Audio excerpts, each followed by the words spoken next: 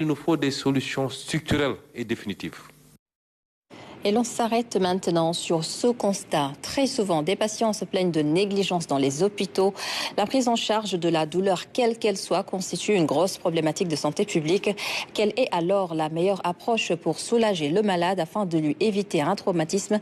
Des réponses avec Fanta Badji dans la rubrique santé du jour. Des cris, des pleurs, des gémissements, des malades qui souffrent. La douleur semble ordinaire dans certains hôpitaux. Effectivement, en fait, la prise en charge de la douleur reste une problématique de taille actuellement dans les soins. D'une part, il y a la formation. Pendant la formation, en fait, on ne parle pas trop de la prise en charge de la douleur, sauf pour certains médecins qui ont été formés spécialement en oncologie, en néonatologie ou bien dans la drépanocytose. Manque d'empathie ou indifférence. Nous, les médecins, nous sommes des pères, des mères, des frères, des sœurs. Donc, nous ne pouvons pas manquer d'empathie.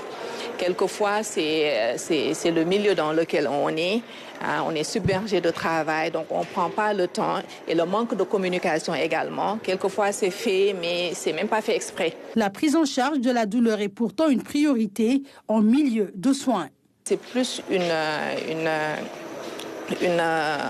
disponibilité de personnel et de temps et également une surcharge de travail. Donc, quand on a plusieurs enfants à gérer et qu'on n'est que 2 ou 3 au lieu d'être 5 ou 6 ou 7, c'est difficile de pouvoir discuter avec les parents, de pouvoir apaiser l'enfant et de prendre toutes les mesures qu'il faut pour que ces soins soient des soins effectivement de qualité, mais dans un environnement non douloureux. Les approches ne manquent pourtant pas. Quand on fait une vaccination, si la sage-femme ou l'infirmière qui fait la vaccination sait qu'en mettant le sein de la maman dans la bouche de l'enfant, ça a un effet antidouleur. Même si à la piqûre, le bébé crie d'abord, mais tant que le sein est dans sa bouche, c'est un réconfort. Mettre un peu de sucrose dans la bouche de l'enfant pendant qu'on lui fait une piqûre ou un prélèvement, ça aussi, c'est un antidouleur.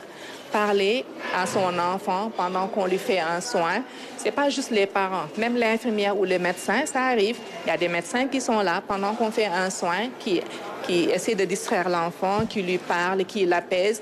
Et au moment où l'infirmière fait le soin, l'enfant ne se rend même pas compte que c'est déjà fait. Les rares cas où la douleur est correctement prise en charge, c'est en bloc opératoire.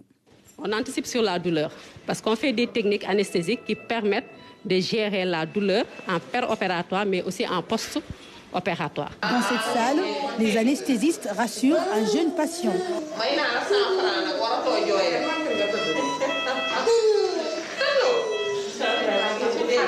Ils sont présents tout au long de l'intervention chirurgicale et bien après. Certaines chirurgies lourdes peuvent nécessiter de prendre le patient en réanimation en post-opératoire pour une meilleure surveillance et pour une meilleure gestion de la douleur et pour pallier à toute complication aussi. Autre complexité de la douleur, c'est les épisiotomies souvent réparées, sans anesthésie. L'épisiotomie, c'est la section du périnée. C'est-à-dire on essaie d'ouvrir encore au niveau du périnée au moment de l'accouchement pour permettre à l'enfant de pouvoir sortir plus facilement. L'idéal est de le faire sous anesthésie pour mettre la patiente à l'aise et pouvoir bien réparer le périnée. Sinon, si la patiente sent la douleur, vous allez avoir du mal à bien repérer la zone qu'il faut bien prendre, voilà, et la patiente aussi va souffrir, alors qu'il y a de l'anesthésie qui est là.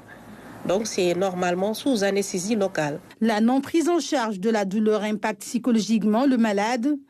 Nombreux sont aujourd'hui les patients qui ont la hantise des hôpitaux suite à une expérience traumatisante. L'actualité internationale nous mène au Pakistan.